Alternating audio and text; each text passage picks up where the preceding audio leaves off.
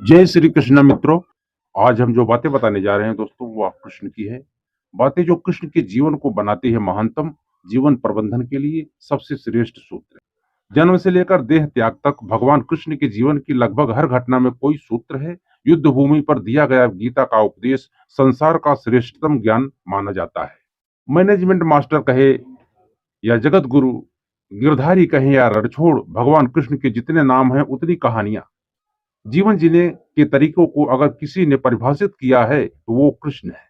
कर्म से होकर परमात्मा तक जाने वाले मार्ग को उन्हीं ने बताया है। संसार से वैराग्य को सिरे से नकारा, कर्म का कोई विकल्प नहीं, ये सिद्ध किया। कृष्ण कहते हैं, मैं हर हाल में आता हूं, जब पाप और अत्याचार का अंधकार होता है तब भी, जब प्रेम और भक्ति का उजाला होता है तब भी।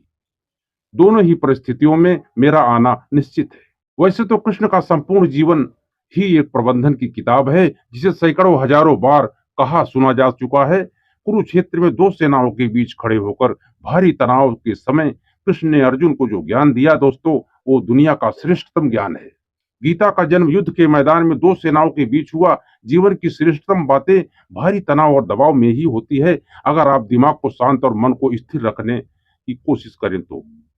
सबसे बुरी परिस्थिति में भी आप अपने कुछ बेहतरीन निकाल पाएंगे, ये कृष्ण सिखाते हैं। गीता पढ़ने से पहले अगर इस बात को समझ लिया जाए तो गीता का पढ़ना सफल होगा। सब कृष्ण का जीवन ऐसा ही बातों से भरा पड़ा है दोस्तों। जरूरत है नजरिए की। उनका जीवन आपके लिए माइथोलॉजी का एक हिस्सा मात्र भी हो सकता है और आपका पूरा जीवन बदल कर रख देने वाला ज्ञान भी। आवश्यकता हमारी है, हम उनके जीवन से लेना क्या चाहते हैं। कृष्ण मात्र कथाओं में पढ़ा या सुना जाने वाला पात्र नहीं है, वो चरित्र और व्यवहार में उतारे जाने वाले देवता हैं। कृष्ण से सीखें कैसे जीवन को श्रेष्ठ बनाया जाए। 10 बातें हैं जो अगर व्यवहार में उतार ली जाए दोस्तों तो निश्चित ही सफलता मिलेगी। नमस्कार दोस्तों, हमारे मोटिवेशनल आर के ब्लॉग चैनल में आप सभी का बहुत बहुत स्वागत है। तो आपको जो हम बताने जा रहे हैं दोस्तों, जीवन में धारण करने लायक है और आपका जीवन बदल देने वाला ये सूत्र है। आप लोग कहीं मत जाइएगा, ध्यान से सुनिए पूरा। कारागृह में जन्मे कृष्ण पैदा होते ही रात में जमुना पार कर गोकुल ले जाए गए दोस्तों। तीसरे दिन पूतना मारने आ गई। यहाँ से शुरू हुआ संघर्ष देह त्यागने से पहले द्वारिका डुबोने तक रहा। कृष्ण का जीवन कहता है, आप कोई भी हो, संसार में आए हैं तो हमेशा आपको संघर्ष करना पड़ेगा। मानव जीवन में आकर परमात्मा भी सांसारिक चुनौतियों से बच नहीं सकता। कृष्ण ने कभी किसी बात का शिकायत नहीं की, हर परिस्थिति को जिया और जीता। कृष्ण कहते हैं, परिस्थितियों से भागो मत, उसके सामने डटकर खड़े हो जाओ, क्योंकि कर्म करना ही मानव जीवन का परम लक्ष्य है, परम कर्तव्य है। हम कर्मों से ही परेशानियों से जीत सकते हैं। स्वस्थ शरीर से ही विजय है दोस्तों। कृष्ण का बचपन माखन मिश्री खाते हुए गुजरा। आज भी भोग लगाते हैं लोग, लेकिन ये संकेत कुछ और है। आहार अच्छा हो, शुद्ध हो, बल देने वाला हो, सुपाच्य हो। बचपन में शरीर को अच्छा आहार मिलेगा तो ही इंसान युवा होकर वीर बनेगा। शरीर को स्वस्थ रखना है तो बचपन से ध्यान देने की जरूरत है। ये पेरेंटिंग के दौर से गुजर रहे युवाओं के लिए बड़ा मैसेज है। अपने बच्चों को ऐसा खाना दें, उनको बल मिले, जिससे सिर्फ स्वाद के लिए ही न खिलाएं, तभी वे बड़े होकर स्वयं को और समाज को सही दिशा में ले जा पाएंगे। पढ़ाई किताबी ना हो, रचनात्मक हो दोस्तों। तीसरी बड़ा मैसेज है दोस्तों। कृष्ण ने अपनी शिक्षा मध्य प्रदेश के उज्जैन में सांदीपनी ऋषि के आश्रम में रहकर पूरी की थी। कहा जाता है कि 64 दिन में उन्होंने 64 कलाओं का ज्ञान हासिल कर लिया दोस्तों। वैदिक ज्ञान के अलावा उन्होंने कलाएं सीखी। शिक्षा ऐसी ही होनी चाहिए जो हमारे व्यक्तित्व का रचनात्मक विकास करे।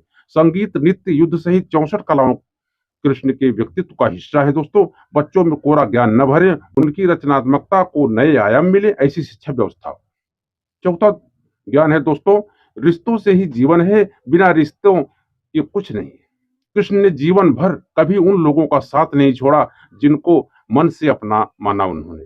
अर्जुन से वे युवावस्था में मिले, ऐसा महाभारत कहती है, लेकिन अर्जुन से उनका रिश्ता हमेशा मन का रहा। सुदामा हो या उद्धव, कृष्ण ने जिसे अपना मान लिया उसका साथ जीवन भर दिया दोस्तों। रिश्तों के लिए कृष्ण ने कई लड़ाइयां लड़ी और रिश्तों से ही लड़ाइयां जीती।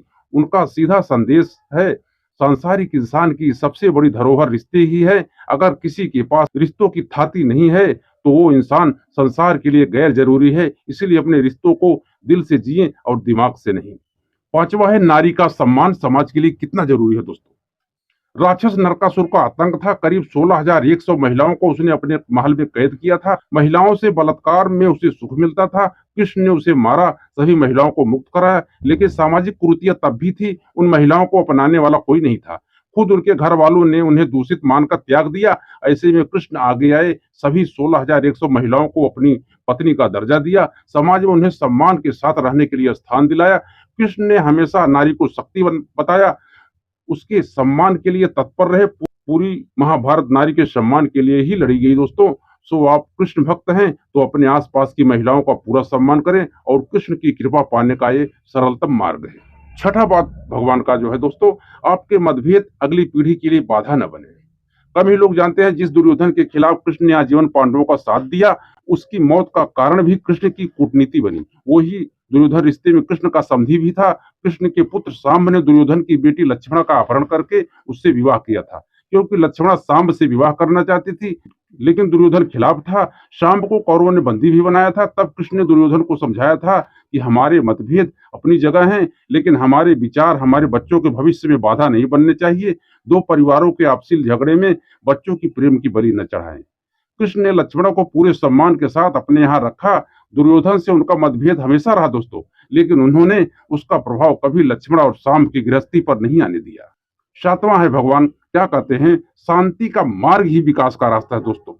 भगवान शांति का मार्ग बताते हैं। कृष्ण ने महाभारत युद्ध में शांति समझौता करने के लिए पांडवों और कौरवों के बीच मध्यस्थता की। हालांकि दोनों ही पक्ष युद्ध लड़ने के लिए आतुर थे, लेकिन कृष्ण ने हमेशा चाहा कि कैसे भी युद्ध टल जाए। झगड़ों से कभी समस्याओं का समाधान नहीं होता है।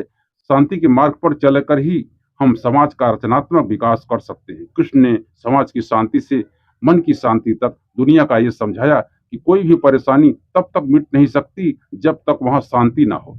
फिर चाहे वो समाज हो या हमारा खुद का मन, शांति से ही सुख मिलता है, साधनों से नहीं। और भगवान की आठवीं बात, हमेशा दूरगामी परिणाम सोचे। महाभारत में जुए की घटना के बाद पांडवों को वनवास हो गया। कृष्ण ने अर्जुन को समझाया कि यह समय भविष्य के लिए तैयारी करने का है। महादेव शिव देवराजेंद्र और दुर्गा की तपस्या करने को कहा। कृष्ण जानते थे कि दुर्योधन को कितना भी समझाया जाए, वो पांडवों को कभी उनका राज्य नहीं लौटाएगा। तब शक्ति और सामर्थ्य की जरूरत होगी। कर्ण के कुंडल कवच पांडवों की जीत में आड़े आएंगे, ये भी वे जानते थे। उन्होंने हर चीज पर अपना दूरगामी सोच रखी। कोई भी फैसला तत्कालिक आवेश में नहीं लिया दोस्तों, हर चीज के लिए आने वाली पीढ़ियों तक सोचा। यही सोच समाज का निर्माण करती। और नवा है, हर परिस्थितियों में मन शांति और दिमाग स्थिर रहे। पांडवों के राष्ट्रीय यज्ञ में शिशुपाल को अपशब्द कहता रहा। छोटा भाई था, लेकिन मर्यादाएं तोड़ दी। पूरी सभा चकित थी, कुछ क्रोधित भी थे, लेकिन कृष्ण शांत थे, मुस्कुरा रहे थे। शांति दूत बनकर गए तो दुर्योधन ने अपमान किया। कृष्ण शांत रहे। अगर हमारा दिमाग स्थिर है, मन शांत है, तभी हम कोई सही निर्णय ले पाएंगे। आवेश में हमेशा हादसे ही होते हैं। ये कृष्ण सिखाते हैं, विपरीत परिस्थितियों में भी कभी विचलित नहीं होने का गुण कृष्ण से बेहतर कोई नहीं जानता। 10वां है, भगवान कभी लीडर नहीं बने दोस्तों, लीडर बने श्रेय लेने की होड़ से बचे। कृष्ण ने दुनिया भर के राजाओं को जीता था, जहां ऐसे राजाओं का राज था जो भ्रष्ट थे, जैसे जरासंध, लेकिन कभी किसी का सिंहासन नहीं छीना।